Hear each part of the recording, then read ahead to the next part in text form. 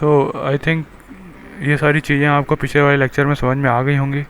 ठीक, क्वेश्चंस आप इसके ऊपर प्रैक्टिस करिएगा, इक्विवेलेंट सर्किट के ऊपर और फेज़र के ऊपर। ठीक, आसान चीज़ें हैं। अब ओपन सर्किट और शॉर्ट सर्किट टेस्ट हम कुछ ट्रांसफार्मर्स में करते हैं, वो चीज़ें हम पढ़ेंगे। देखिए, ट्रांसफार्मर में जब भी हम एक ट्रांसफार्मर ख़रीद के लेके आते हैं तो हमें ट्रांसफार्मर में कुछ पैरामीटर्स होते हैं जो नहीं पता होते हैं। ठीक, जैसे रेजिस्टेंस और उसका इंडक्टेंस कितना होगा। कभी कभी कंपनीज अपने आप एनालिसिस करके भेज देती हैं, और मान लीजिए नहीं भेजा है तो हम इस पर क्या कर सकते हैं, कुछ टेस्ट कर सकते हैं, उस टेस्ट से हम उनकी वैल्यूज़ निकाल सकते हैं। ठीक, तो इसी तरीके से आपका एक ओपन सर्किट टेस्ट होता है और एक शॉर्ट सर्किट टेस्ट होता है। ठीक, ओपन सर्किट टेस्ट होता है आपका जो भी आपकी प्राइमरी साइड की क्वांटिटीज़ हैं या फिर जो भी आपके रिएक्टेंस हैं उनको पता करने के लिए, और शॉर्ट सर्किट टेस्ट हम रेजिस्टेंस को पता करने के लिए कर सकते हैं। ठीक, तो हम देखेंगे अभी कैसे करते हैं हम ओपन सर्किट और शॉर्ट सर्किट। तो देखिए, अगर आप ओपन सर्किट टेस्ट कर रहे हैं, ठीक, तो देखिए क्या किया गया। जो आपकी हाई वोल्टेज साइड थी या सेकेंडरी साइड थी उसको ओपन कर दिया गया, और लो वोल्टेज साइड पे आपको ये सारे कर दिए गए। ठीक, तो जब भी हम ओपन सर्किट टेस्ट करते हैं तो कहाँ पे करेंगे, हम लो वोल्टेज साइड पे ओपन सर्किट टेस्ट करेंगे। ठीक, फिर हम उसको सोर्स सप्लाई देंगे, जो भी आपकी इनपुट है वहाँ सप्लाई देंगे, और हम पावर और वोल्टेज मेज़र करेंगे। तो आपका जो इक्विवेलेंट सर्किट बन के आएगा वो कुछ इस तरीके का आएगा। ये ओपन रहेगा, क्यों, क्योंकि ओपन सर्किट है। ठीक, करंट कहाँ पर जाएगी, सिर्फ और सिर्फ आरसी में और एक्सएम में जाएगी। आरसी क्या है, आपका कोर लॉस को रिप्रेजेंट कर रहा है, एक्सएम क्या रिप्रेजेंट कर रहा है, मैग्नेटाइजिंग रिएक्टेंस। ठीक, तो आपको ये दोनों चीज़ें अगर मेज़र करनी है तो आप कैसे करेंगे, बड़ी आसानी से कर लेंगे। जो भी आपकी पावर कंज्यूम हो रही होगी, रियल पावर, वो ये कंज्यूम कर रहा होगा। ठीक, वहाँ से आप आरसी निकाल सकते हैं, टोटल करंट आई आ जाएगी, फिर आप आईसी और आईएम निकाल सकते हैं, वहाँ से फिर आप एक्सएम निकाल लेंगे। ठीक, तो वो चीज़ें की गई हैं। देखिए कैसे किया गया है, वो यहाँ पे बताया गया है। तो देखिए, V1 जो था वो अप्लाइड वोल्टेज था, कहाँ पे, लोअर साइड पे। देख, हमने इसे लो वोल्टेज साइड पे ही क्यों लगाया सारे इक्विपमेंट। तो देखिए, जो भी आपके मेजरिंग इक्विपमेंट्स हैं, ठीक, वो अगर आप हाई वोल्टेज साइड पे लगा दोगे तो डैमेज हो सकते हैं। ठीक, तो उस डैमेज से बचने के लिए हमने क्या किया, यहाँ पे लो वोल्टेज साइड में कनेक्ट किया।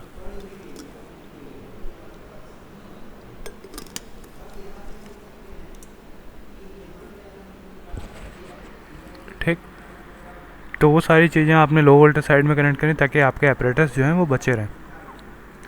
आई क्या है, आपका एक्साइटिंग करंट। एक्साइटिंग करंट कौन सी होती है, ठीक, ये आई आपका क्या है, एक्साइटिंग करंट। आई एम क्या है, मैग्नेटाइजिंग, और ये है लॉस वाला कंपोनेंट।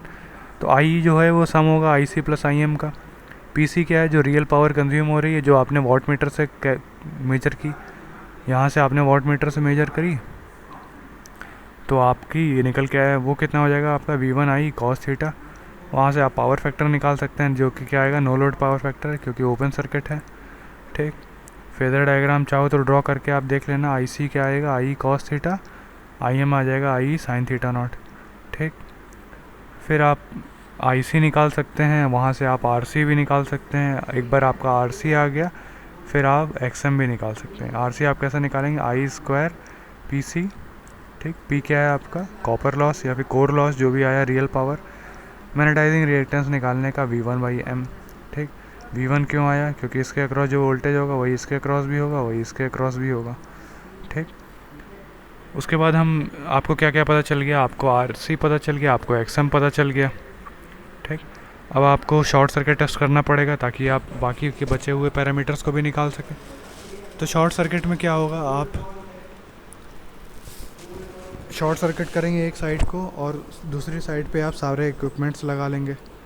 ठीक, तो मान लीजिए हम कौन सी वाली साइड को शॉर्ट सर्किट करें, ये हमें सोचना पड़ेगा। अगर हम लो वोल्टेज साइड को शॉर्ट सर्किट कर देते हैं, ठीक, तो लो वोल्टेज साइड पे अगर आप शॉर्ट सर्किट करते हैं तो करंट कितनी ज़्यादा फ्लो होगी, क्योंकि आपको पता है जहाँ वोल्टेज लो होगा वहाँ करंट ज़्यादा होगी। ठीक, क्यों, क्योंकि पावर सेम रहती है, V1 I1 equals to V2 I2। अगर V2 कम है तो I2 ज़्यादा होगा, उसी तरीके से अगर V1 ज़्यादा है तो I1 कम होगा। ठीक, तो हम इस सारे ऑपरेटर्स को कहाँ पे लगा देंगे, हाई वोल्टेज साइड पे। क्यों, क्योंकि उस टाइम पे आपकी जो करंट है वो कम फ्लो होगी। ठीक, नहीं तो आपके ये सारे डैमेज हो जाते। तो उस चीज़ से बचने के लिए हमने कहाँ पे लगा दिया, हाई वोल्टेज साइड पे।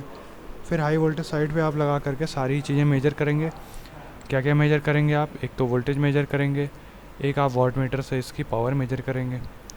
ठीक है, तो आपका जो इक्विवेलेंट सर्किट बन के आएगा वो कुछ ऐसा आएगा, R1 X1, और यहाँ पे जो सेकेंडरी साइड है वो आपकी शॉर्ट सर्किट है, या आपकी R2 X2 हो गई, या RM XM हो गया। अब कोई कोई जगह पे क्या होता है, ये वाला जो पोर्शन है इसको नेगलेक्ट कर दिया जाता है। क्यों? क्योंकि हम कैलकुलेट कर चुके हैं इस चीज़ को। अब जितना भी पैरामीटर आपके आए हैं आप उन सारी चीज़ों को कैलकुलेट करेंगे। मतलब आपका जो शॉर्ट सर्किट वोल्टेज आया, जो शॉर्ट सर्किट करंट आई है। अब यहाँ एक ध्यान देने वाली बात जो है, आपकी जो शॉर्ट सर्किट करंट होगी वो जस्ट 4 या 5% ही होगी आपकी फुल लोड करंट के।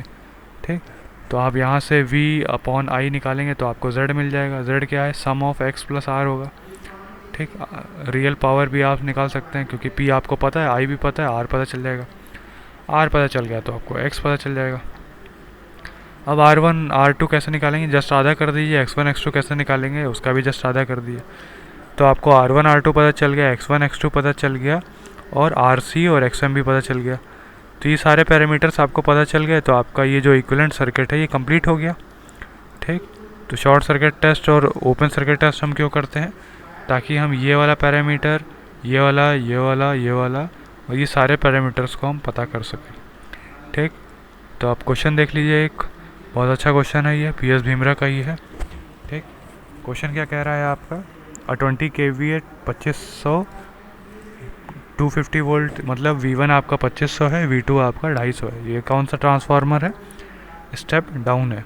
ठीक, तो कभी कभी आप लोग इसको V1 V2 या V2 V1 जो लेना है कंसीडर कर सकते हो, लेकिन जनरली हम लोग V1 V2 ही लेते हैं।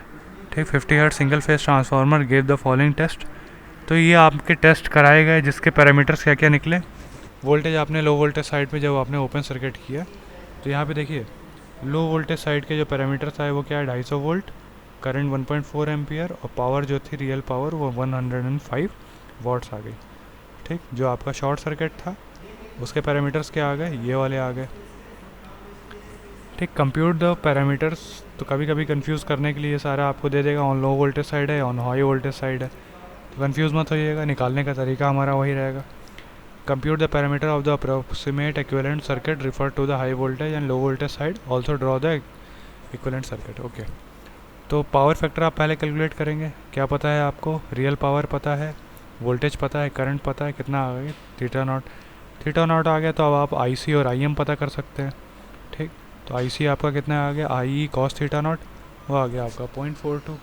उसी तरीके से आपका जो IM आ गया वो आ गया IE sin थीटा नॉट, ये आ गया आपका 1.336। ठीक, RCL भी आप निकाल सकते हैं, V1/IC, उसी तरीके से XML। तो ये जो पैरामीटर्स निकले हैं ये आपको किस साइड पे निकालने बोला गया था? लोअर साइड पे, लेकिन जनरली हम करते किस साइड पे? हायर वोल्टेज साइड पे। ठीक, जो क्वेश्चन है फोर्सफुली आपको बोला है कि आप इसी साइड पे करिए, तो इसलिए हमने ये चीज़ की। तो यहाँ से आपने निकाल ली। आप चाहो तो फिर इसे हाई वोल्टेज साइड पे ट्रांसफ़र भी कर सकते हो यूजिंग टर्न रेशियो। ठीक, IC IM XM ये सारी चीज़ें आ गई। फिर हम शॉर्ट सर्किट टेस्ट पे गए। शॉर्ट सर्किट टेस्ट में हमने Z निकाला पहले, वो कैसे निकला? V/I 13 ओम, R निकाल लिया हमने, power divided by I square 5 ओम आ गया, और फिर आपका X भी आ गया। तो आपका सब सारे पैरामीटर्स आ गए। तो देखिए ये पैरामीटर्स कौन से थे? हाई वोल्टेज साइड पे थे। आपने क्या किया? इसको लो वोल्टेज साइड पे भी कंसीडर कर सकते हो। ठीक, चाहो तो इसे लो वोल्टेज साइड पे देखिए ट्रांसफ़र कर दिया गया। तो ये पैरामीटर्स आप लो वोल्टेज साइड के लिए भी बना सकते हैं, ये पैरामीटर आप हाई वोल्टेज साइड के लिए भी बना सकते हैं। तो आप जिसके लिए बनाना चाहते हैं दोनों साइड के लिए बना लीजिए, कोई प्रॉब्लम नहीं है। सारे पैरामीटर्स आपने निकाल लिए हैं, RCH XMM, high voltage side या फिर लो वोल्टेज साइड। R1 R2 आप कैसे निकालेंगे? जस्ट आधा करके। ठीक, तो इस क्वेश्चन पे फोकस करिएगा। ऐसे क्वेश्चंस पे जब भी आते हैं, अगले लेक्चर में हम इसी के ऊपर और क्वेश्चंस देख लेंगे।